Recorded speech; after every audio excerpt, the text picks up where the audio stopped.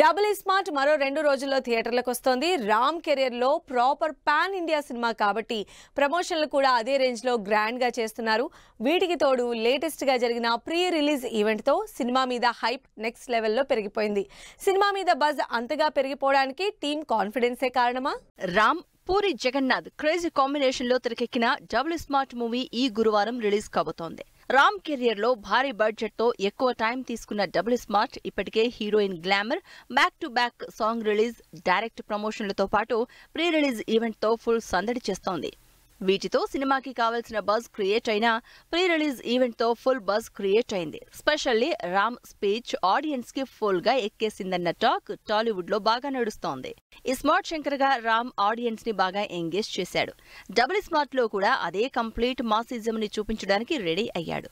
మరోవైపు పూరి కూడా double smart లో ఓన్లీ రామ్ మాస్ ఎలిమెంట్సే కాకుండా పవర్ఫుల్ స్టోరీ కూడా ఉందంటూ అంచనాలు పెంచేశారు. ఈ స్మార్ట్ శంకర్ తర్వాత లైగర్ తో డిజాస్టర్ ఫేస్ చేసిన జగన్ ఈసారి ఆ తప్పు జరగకుండా బాగా జాగ్రత్తలు తీసుకున్నట్లు పబ్లిక్ గానే చెప్పి సినిమా మీద కాన్ఫిడెన్స్ ని మరోసారి చూపించారు. రామ్ పూరి కాంబినేషన్ మీద అంచనాలు బాగానే ఉన్నాయి.